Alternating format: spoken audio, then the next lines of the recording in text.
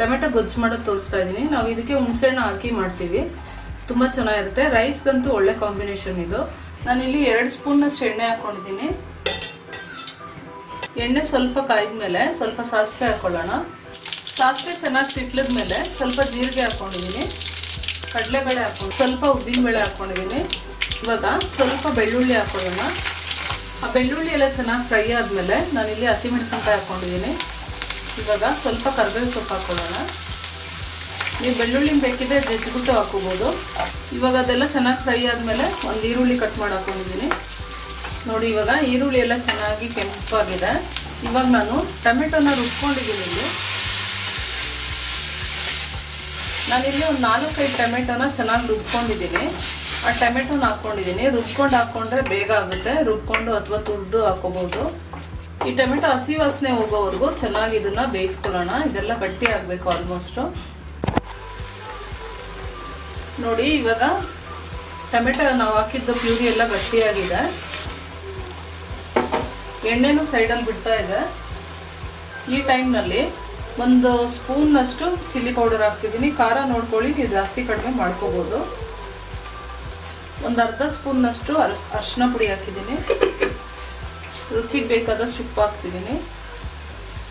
ಇದನ್ನು ಚೆನ್ನಾಗಿ ಮಿಕ್ಸ್ ಮಾಡಿಬಿಟ್ಟು ಇಷ್ಟು ಸೈಜಲ್ಲಿ ಹುಣಸೆಹಣ್ಣು ನೆನೆಸ್ಕೊಂಡು ರಸ ತಕ್ಕೊಂಡಿದ್ದೀನಿ. ಇದನ್ನು ಹಾಕ್ಕೊಂಡಿದ್ದೀನಿ.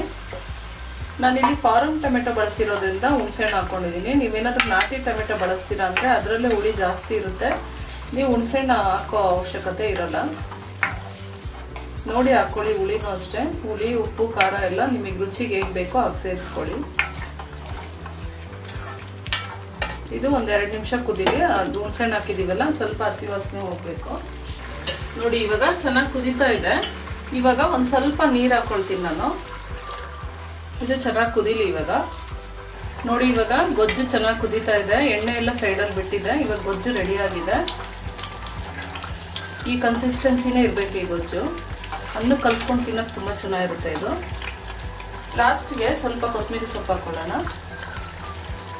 ಇಷ್ಟೇ. ಇವಾಗ ಸ್ಟವ್ ಆಫ್ ಮಾಡಿಬಿಡ್ತೀನಿ. ನೋಡಿ 5 ನಿಮಿಷದಲ್ಲಿ ಟೊಮೆಟೊ ಗೊಜ್ಜು ರೆಡಿ ಆಯಿತು. ಇದು ಅನ್ನಕ್ಕೆ ತುಂಬ ಚೆನ್ನಾಗಿರುತ್ತೆ. ನೀವು ಇದನ್ನ ಮಾಡಿ ಫ್ರಿಡ್ಜ್ನಲ್ಲಿ ಇಟ್ಕೋಬೋದು, ಇಟ್ಕೊಂಡು ವಾರಗಟ್ಟಲೆ ತಿನ್ಬೋದು ಇದನ್ನು. ನಾನಿವಾಗ ಟೊಮೆಟೊ ಕರಿ ಮಾಡೋದು ತೋರಿಸ್ತಾ ಇದ್ದೀನಿ. ತುಂಬ ಚೆನ್ನಾಗಿರುತ್ತೆ ಟೊಮೆಟೊ ಕರಿ. ಇದು ಚಪಾತಿಗಾಗ್ಬೋದು, ಅನ್ನಕ್ಕಾಗ್ಬೋದು, ತುಂಬ ಚೆನ್ನಾಗಿರುತ್ತೆ. ಒಂದು 2-3 ಟೇಬಲ್ ಸ್ಪೂನ್ನಷ್ಟು ಎಣ್ಣೆ ಹಾಕ್ಕೊಂಡಿದ್ದೀನಿ. ಎಣ್ಣೆ ಸ್ವಲ್ಪ ಬಿಸಿ ಆದಮೇಲೆ ಒಂದು 4 ಲವಂಗ, ಒಂದು 2 ಪೀಸಷ್ಟು ಚಕ್ಕೆ, 1-2 ಬೇ ಲೀಫು, ಒಂದು ಅರ್ಧ ಸ್ಪೂನ್ನಷ್ಟು ಜೀರಿಗೆ. ಇದೆಲ್ಲ ಚೆನ್ನಾಗಿ ಫ್ರೈ ಆದಮೇಲೆ ಒಂದು ಸ್ವಲ್ಪ ಶುಂಠಿ ತುರಿದಿರೋದು ಹಾಕೊಂತಿದ್ದೀನಿ. ಇಲ್ಲ ಸಣ್ಣದಾಗಿ ಚಾಪ್ ಮಾಡ್ಕೊಳ್ಳಿ. ಮತ್ತು ಸ್ವಲ್ಪ ಚಾಪ್ ಮಾಡಿರೋ ಗಾರ್ಲಿಕ್, ಬೆಳ್ಳುಳ್ಳಿ. ಪೇಸ್ಟ್ ಹಾಕೋದಕ್ಕಿಂತ ಈ ಥರ ಕಟ್ ಮಾಡಿ ಹಾಕ್ಕೊಂಡ್ರೆ ತುಂಬ ಚೆನ್ನಾಗಿರುತ್ತೆ ಟೇಸ್ಟು. ಇದನ್ನು ಚೆನ್ನಾಗಿ ಫ್ರೈ ಮಾಡ್ಕೊಳ್ಳೋಣ. ಫ್ರೈ ಆದಮೇಲೆ ಒಂದು 2-3 ಹಸಿಮೆಣಸಿನ್ಕಾಯಿ ಹಾಕೊಂಡಿದ್ದೀನಿ.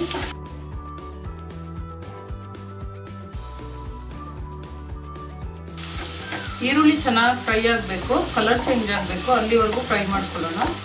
ನೋಡಿ ಇವಾಗ ಈರುಳ್ಳಿ ಎಲ್ಲ ಕಲರ್ ಚೇಂಜ್ ಆಗಿದೆ. ಇವಾಗ ನಾನು 1-2 ಟೊಮೆಟೊನ ಕಟ್ ಮಾಡಿರೋದು ಹಾಕ್ಕೊಳ್ತಾ ಇದ್ದೀನಿ.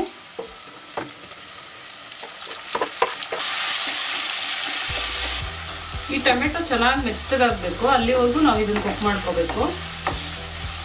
ನೋಡಿ ಇವಾಗ ಟೊಮೆಟೊ ಎಲ್ಲ ಚೆನ್ನಾಗಿ ಫ್ರೈ ಆಗಿದೆ.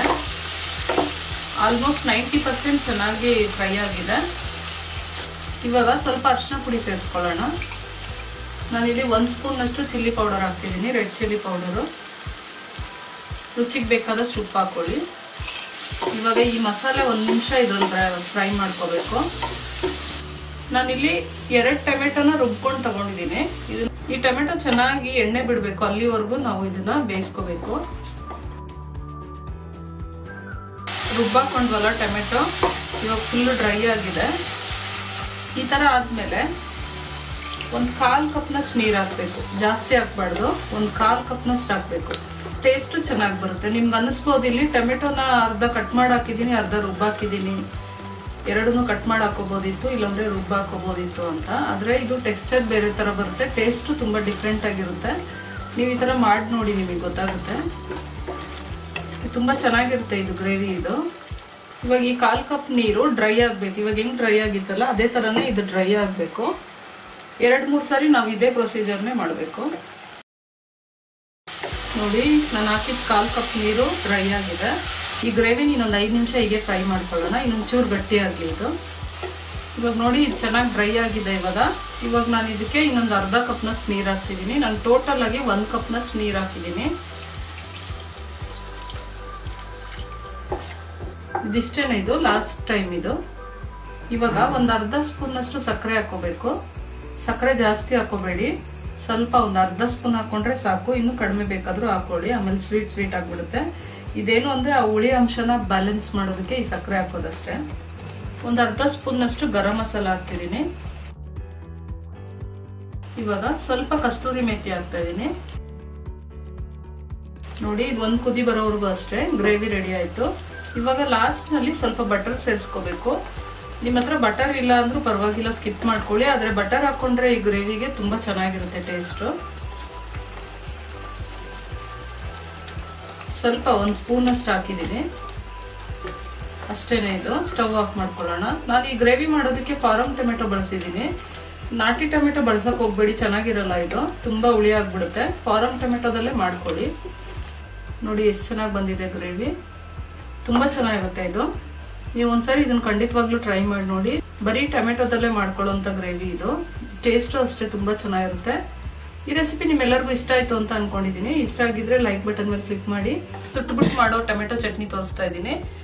ತುಂಬಾ ಚೆನ್ನಾಗಿರುತ್ತೆ ಇದು. ನಾವು ಇದನ್ನ ಗೊಜ್ಜು ಅಂತ ಕರಿತೀವಿ. ಇದನ್ನ ನೀವೇನ್ ಅಂತೀರಾ ಅಂತ ಕಾಮೆಂಟ್ ಮಾಡಿ ತಿಳಿಸಿ. ನೋಡಿ ಇದಕ್ಕೆ ಒಂದು 4-5 ಹಸಿಮೆಣಸಿನ್ಕಾಯಿ, ಸ್ವಲ್ಪ ಮೆಣಸಿನ್ಕಾಯಿನ ಯಾವಾಗ್ಲೂ ಚಿವುಟ್ಕೋಬೇಕು. ಈ ತರ ಒಂದ್ ಸ್ವಲ್ಪ ನೋಡಿ, ಈ ತರ ತುದಿ ಏನಾದ್ರು ಹಿಂಗ್ ಗಿಲ್ಕೋಬೇಕು, ಇಲ್ಲಾಂದ್ರೆ ಒಂಚೂರು ಹಿಂಗ್ ಗಿಲ್ಕೊಂಡಿರ್ಬೇಕು, ಇಲ್ಲಾಂದ್ರೆ ಅದು ಸಿಡಿದ್ ಬಿಡುತ್ತೆ ಮುಖಕ್ಕಾಗೆ. ತುಂಬಾ ಚೆನ್ನಾಗಿರುತ್ತೆ ಗೊಜ್ಜು ಇದು. ನಾವೆಲ್ಲ ಬಾಯಿ ಕೆಟ್ಟಾಗ ಇದನ್ನೇ ಮಾಡ್ಕೊಂಡು ತಿನ್ನೋದು. ಹಳ್ಳಿಗಳ ಕಡೆ ಏನ್ ಮಾಡ್ತಾರೆ, ಒಲೆ ಇರುತ್ತಲ್ಲ, ಒಲೆಯಲ್ಲಿ ಸುಟ್ಟು ಬಿಡ್ತಾರೆ ಟೊಮೆಟೊ ಮೆಣಸಿನ್ಕಾಯಿ ಎಲ್ಲ ಸುಟ್ಬಿಟ್ಟು ಕಿವುಚ್ತಾರೆ. ಅದಿನ್ನೂ ಚೆನ್ನಾಗಿರುತ್ತೆ. ಇದನ್ನ ಎಲ್ಲಾ ಕಡೆ ಚೆನ್ನಾಗಿ ಸುಟ್ಕೋಬೇಕು. ಈ ಟೊಮೆಟೊನ ಸಣ್ಣ ಉರಿಲಿ ನಿಧಾನವಾಗಿ ಸುಟ್ಕೊಳ್ಳಿ. ಅವಾಗ ಒಳಗೆಲ್ಲ ಚೆನ್ನಾಗಿ ಸಾಫ್ಟ್ ಆಗಿ ಬೆಂದ್ಕೊಂಡು ಬರುತ್ತೆ. ಇವಾಗ ನೋಡಿ ಮೆಣಸಿನ್ಕಾಯಿ ಎಲ್ಲ ಸುಟ್ಟಿದ್ದೀನಿ, ತೆಗ್ದಿಟ್ಕೊಂತೀನಿ. ಇವಾಗ ಈ ಟೊಮೆಟೊ ಎಲ್ಲ ತಣ್ಣಗಾದ್ಮೇಲೆ ಈ ಕಪ್ಪಗಾಗಿರುತ್ತೆ ನೋಡಿ, ಇದನ್ನ ಮಾತ್ರ ತಕ್ಕೋಬೇಕು. ನಾವು ಜಾಸ್ತಿ ಏನ್ ತೆಗಿಯಕ್ ಹೋಗಲ್ಲ. ತುಂಬಾ ಸೀದೋಗಿದ್ರೆ ಆತರ ಕಪ್ಪಾಗಿದ್ರೆ ಮಾತ್ರ ತಕ್ಕೊಂತೀವಿ. ಈ ಮೆಣಸಿನ್ಕಾಯ್ದು ತೊಟ್ಟೆಲ್ಲ ತಕ್ಕೊಂಡ್ಬಿಡೋಣ. 4-5 ಎಸ್ಲಷ್ಟು ಬೆಳ್ಳುಳ್ಳಿ ತಗೊಂಡಿದ್ದೀನಿ. ಈ ಬೆಳ್ಳುಳ್ಳಿನ ಚೆನ್ನಾಗಿ ಜಜ್ಕೋಬೇಕು. ಮುಂಚೆ ಎಲ್ಲ ಏನ್ ಮಾಡ್ತಿದ್ರು ಅಂದ್ರೆ ಇದನ್ನ ಕೈಯಲ್ಲಿ ಚೆನ್ನಾಗಿ ಕಿವುಚ್ತಾ ಇದ್ರು, ಅವಾಗ ಗೊಜ್ಜು ತರ ಆಗ್ತಾ ಇತ್ತು. ಮಿಕ್ಸಿಗೆ ಹಾಕೋಬೇಡಿ ಇದನ್ನ. ಹಂಗ್ ಮಿಕ್ಸಿಗೆ ಹಾಕೊಂಡ್ರು ಸುಮ್ನೆ ಕೋರ್ಸಾಗಿ ಗ್ರೈಂಡ್ ಮಾಡ್ಕೋಬೇಕು ನೀವು. ಚಾಪರ್ ಅಲ್ಲಿ ಹಾಕಿ ಚಾಪ್ ಮಾಡ್ಬಿಡ್ತೀನಿ. ಅವಾಗ ತುಂಬಾ ಫೈನ್ ಆಗೋ ಆಗಲ್ಲ. ಸ್ವಲ್ಪ ರುಚಿಗೆ ಬೇಕಾದಷ್ಟು ಉಪ್ಪು ಹಾಕೊಳ್ಳಿ. ಇವಾಗ್ಲೇ ಸ್ವಲ್ಪ ಕೊತ್ತಂಬರಿ ಸೊಪ್ಪು ಕಟ್ ಮಾಡಿ ಹಾಕೊಳ್ಳಿ.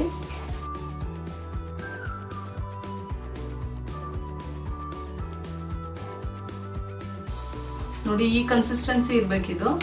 ಇದು ಅನ್ನಕ್ಕೆ ಮುದ್ದೆಗಂತೂ ಸೂಪರ್ ಕಾಂಬಿನೇಷನ್. ನಮ್ಮ ಮನೇಲೆಲ್ಲ ನಾವ್ ಏನ್ ಮಾಡ್ತೀವಿ, ಬಾಯಿ ತುಂಬ ಕೆಟ್ಟಿದೆ ಅಂದಾಗ ಇದನ್ನ ಮಾಡ್ಕೊಂಡ್ ತಿಂತೀವಿ. ಮತ್ತೆ ಜ್ವರ ಏನಾದ್ರು ಬಂತು, ಇಲ್ಲ ಏನು ಬೇಡ ಅನ್ನಿಸ್ತಿದೆ ಅಂದಾಗ ಇದನ್ನ ಮಾಡ್ಕೊಂಡ್ ತಿಂತೀವಿ. ತುಂಬಾ ಚೆನ್ನಾಗಿರುತ್ತೆ ಇದು. 5 ನಿಮಿಷದಲ್ಲೇ ನೀವು ಇದನ್ನ ಮಾಡ್ಕೊಂಡ್ಬಿಡ್ಬೋದು. ಇದು ನಿಮ್ಗೂ ಇಷ್ಟ ಆಯ್ತು ಅಂತ ಅನ್ಕೊಂಡಿದೀನಿ.